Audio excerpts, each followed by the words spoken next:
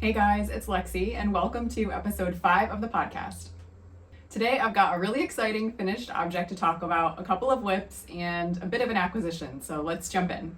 So to start off, I am super excited to share with you all that I finished my Monday sweater. Ta-da! I love the way this came out. I think it's such a classic sweater. I've never knit a raglan before, so this was a new design for me. It is knit top down in the round, and it was just a super smooth, easygoing project, a lot of stockinette. I was able to take it with me quite a few places and work on it. So yes, I definitely enjoyed the pattern, and I'll give you some details. Reading off the pattern here, it comes in sizes extra small all the way up to 5XL. There is a chest circumference of 105 centimeters on the small end, which is equivalent to 41¼ inches, all the way up to 166 centimeters on the other end, and that's 65¼ inches. The gauge here, the recommended gauge is 21 stitches by 28 rows, which is 10 by 10 centimeters or 4 by 4 inches. And that is on 4mm needles or US 6 needles. I'm trying to be better about giving you guys the equivalents. I feel like a lot of times these patterns are, written by people who use the metric system, and so oftentimes they'll list metric first. So when I'm reading it, I may just read off the metric and not give you the US equivalent, even though I may use inches or something like that. So I'll try to be better about giving you both in the future. So kind of like I was saying, my gauge was totally off. So she recommends using a strand of mohair held with a wool. I decided to go for kind of a summer knit here, and I went with Rowan hand knit cotton in the colorway Sunshine. As you know, if you've been following along with my previous podcast, there was a bit of yarn drama. I did not order the full quantity that I needed all at once, so I had to sort of piece it together. I think I ended up making 3 orders in total to get the quantity that I needed for this sweater. But it is a limited edition colorway. I'm not sure what the availability is going to be moving forward, but hand knit cotton has a really lovely selection. That line for Rowan, when I was looking, they had a lot of really nice colors that I would consider using in the future because I had such a nice time with this yarn. So I'm very happy with it. So just a quick recap here. Like I said, my gauge was off pattern. I tried the US 6 at first, but I realized pretty quickly that it was just too gapey of a fabric, too many gaps. This is 100% cotton, so it doesn't have any fluff to fill in the edges or soften the look. So I did go down 2 needle sizes to a US 4, which is a 3.5mm needle for the body. And then for the cuffs and the bottom ribbing, I did go down 2 needle sizes to a US 2, which I believe is a 2.75mm needle. I was a little impatient when I first started. You start by casting on the stitches for the neck, and I didn't have a US 2, so I used a US 3.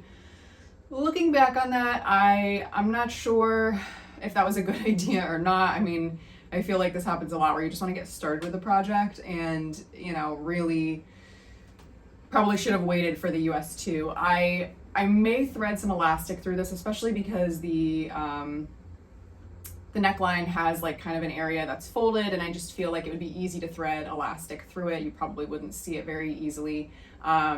So you guys will have to let me know if you think it looks a little too wide or funny. I'm actually going to pop up some pictures here from my Instagram.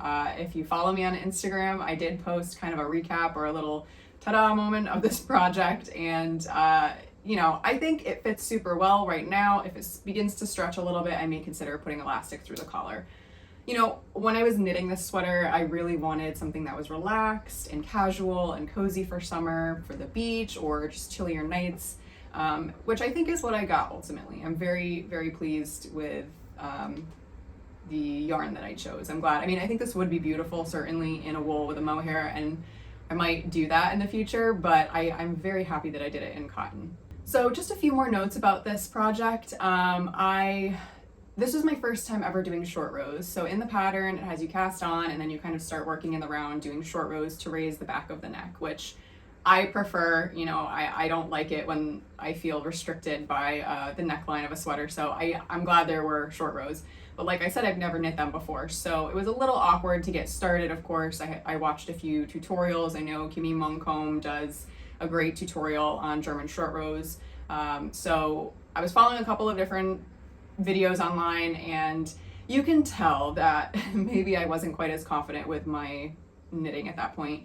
Like I said, this yarn really does have high stitch definition, and so I feel like if you look really closely, you can see a little bit of unevenness, which, you know, I think in the future will be worked out as I do more garments and kind of get a better handle on different techniques. That being said, there were quite a few ends to weave in, and because this is not like a naturally felting fiber, it's cotton, I couldn't splice the ends together.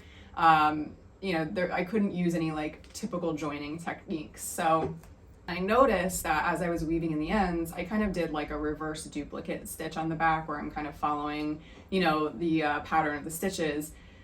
And I really had to make sure that I was checking the front of the work so that it wasn't gathered or bunched. I had to sort of maneuver and manipulate the stitches to sort of, you know, make sure that they were looking even again. I don't know if you guys have any suggestions for working with plant-based fibers like this. Maybe you have a nice way to weave an end so it's very inconspicuous. Overall, I'm super happy with the way that it looks. You probably wouldn't know how many ends I really had to weave in here because I had to use so many balls of this yarn. I want to say there was only like 90 some odd yards per 50 gram skein. So I used, I think, like around 12 skeins or balls for this project. So there were ends. But, you know, all in all, happy with the result. Just wondering if there's any other techniques for weaving in plant-based fiber ends. So the last note here is just that, you know, I could have potentially added more length. When I first tried it on, if you look at the photos on Instagram, I do feel like it fits me lengthwise pretty well. But after wearing it a few times, I do think perhaps I could have added a little bit of extra length in the sleeves. You know, I didn't want like a super oversized sweater because it's summer, you know, it's meant to be a summer garment. I didn't want it to be incredibly warm or overwhelming. You know, I wanted it to be light. So I guess it's just a preference. Like I probably could have added a little more, but I am happy with where it is, especially for the fact that I almost didn't get enough yarn to finish it. So I would recommend this pattern. I would recommend trying it in different fibers if you're thinking about it. I think it's a really lovely classic raglan, as I mentioned in the beginning, and I think it's a good base to experiment. So, you know, if you're wanting to get away from that mohair wool combo and you're feeling adventurous, I think it's a nice pattern to do it with. Moving on, I'm going to talk about my first whip here. You guys know that I've been working on the Take Turns tank by Lily Kate France. I'll show you what I have so far.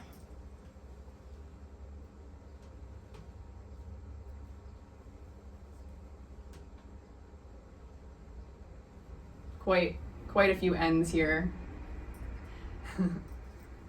Yeah, so making a lot of progress with this project. I have been working in the round and I got to the point where I had to make the decision if I wanted to put in bust darts. Now, I personally don't have an incredibly full bust. I wasn't sure if I would need bust darts. I've never worked a pattern with them, so I thought, okay, I'm just gonna put them in now and see.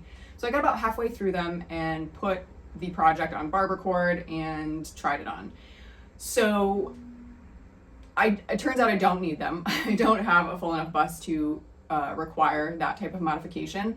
And the other thing that I found was interesting is that if you remember in one of my previous podcast episodes, I mentioned that I am off gauge for this project. So, you know, you're supposed to be hitting that 4 by 4 inches, 10 by 10 centimeters gauge. And in the length, I'm about 4.75 inches.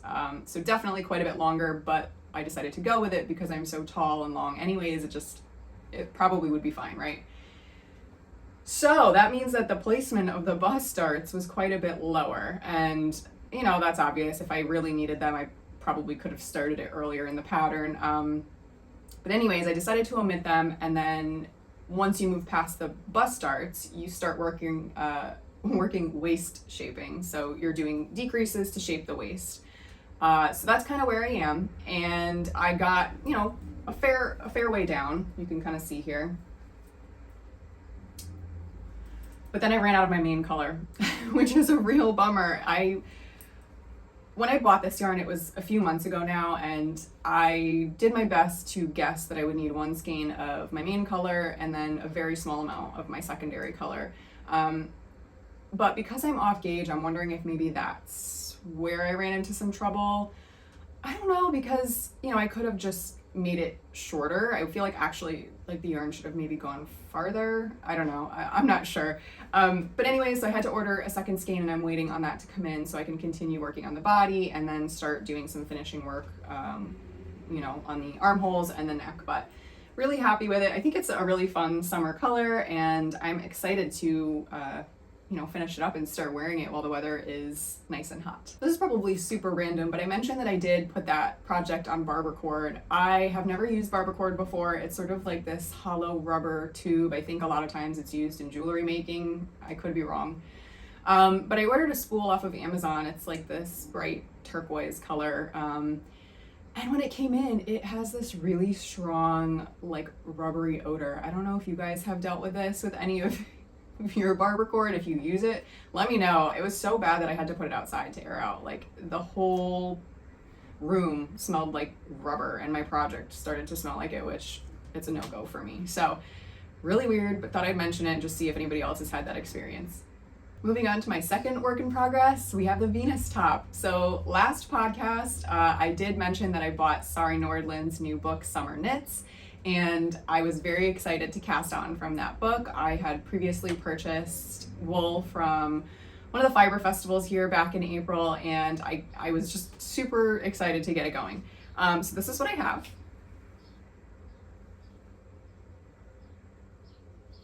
Show you a little closer, the texture. It's really pretty. I'm very happy with the way that this yarn is worked up. I love how the variegation is just sort of slightly muted and subtle and kind of works together. So, you know, you're not getting these like big splashes of color, but you're getting sort of an overall melange of different rust and copper and green. It's just so pretty. The yarn is from Plies and Hellhounds. It's her lucent based and based on what? No, it's her lucent base. And the color was Vagar. She had a lot of lovely colors when I was there at the Yarn Fest at her booth. So I recommend checking out her website if you get a chance. But yeah, it's a really nice yarn. It's a fingering weight. There's a mix of BFL, silk, and cashmere. It does split just like a tad, but I am using metal needles, so I think that's not really helping. You know, when you have to do lace work, you're doing like yarn overs and things like that. It can be a little tricky, but overall, very happy with the way that this yarn has worked up for this project. Just a few quick notes while I am thinking of it. I did do a gauge swatch as recommended, and it was a bit small, but because it's lace, you know, obviously it will change as you block it. So I decided to go with it. I would say that, you know, if anything, I can just add a little bit of extra length and I don't think it's going to be an issue. I'm right on the verge where I'm about to join in the round and start working the body. So I feel like this project just is flying by. I did a lot of this in just a couple of nights. I'm surprised. I have never done an all over lace motif, so I guess I had nothing really to compare it to, but it's working up very quickly and I think I'm gonna have this off the needles before you know it. I thought maybe this would be something that I'd be working on until fall, but I don't think so. I think it's gonna be done and shape up pretty fast here. I had meant to ask you guys last podcast if you had picked up Sari Nordlund's newest book, if you had started knitting any of her projects from it. I know she released a couple on Ravelry. I know of a tee at least. What's your experience? Are you guys like excited to dig into it, or are you waiting for the patterns to come out on Ravelry? I'd love to know your thoughts. Finally, we're going to talk about one acquisition I have here. I am doing another gift knit. Shocker. Even though I was like, oh, I'm going to give that a break. No, we're doing another one. And happy to do it, honestly. So I purchased more cashmere, Lang Yarn Cashmere Premium. It's in this really gorgeous red color. So the color is number 11, and I believe it's crimson. And you guys probably aren't going to be super shocked here, but I'm doing a Sophie scarf. I know I said it, a Sophie scarf. PetiteKnit, really popular pattern. If you're not familiar with it, it's a very sweet little scarf that a lot of times people roll up into kind of like a croissant, and it's just cute. Super quick gift knit. I'm excited to do it. I have a family member who's helping out for a few events coming up, and I just wanted to do something sweet to show my gratitude for that. I was wondering, what are your go-to like gift knit patterns? Because clearly I've done a couple of like scarves and shawls, because I think they're quick and you can do kind of an interesting stitch pattern to keep you engaged, but it's not something that you're committing a ton of time or a ton of resources or a lot of yarn to. So, but I would love to know, like, what are your favorite things to knit people, as like a quick little appreciation gift knit. That wraps up the podcast. Thank you guys so much for being here and listening and tuning in, for commenting and subscribing. It just means like the world to me that I have a community here that is interested and willing to share their knowledge and information and just so kind and supportive. Truly, you guys have been the best. I'm excited. I've got a lot of things in the pipeline. I think we're gonna kind of wrap up a few more whips here, and I should have some finished objects in the very near future. I have some exciting plans coming up for future projects, so please do follow me on Instagram. I post a lot of updates in between my podcasts. I have been trying to podcast somewhere around like 2 weeks in between, around 2 weeks in between podcasts. Hopefully that's a good speed for you guys. It seems to be working well for me so far. But definitely, follow me on Instagram because I post a lot of kind of quick updates there, and you can keep up with what I'm doing in between podcasts. So with that, I'll see you guys in the next one. Bye.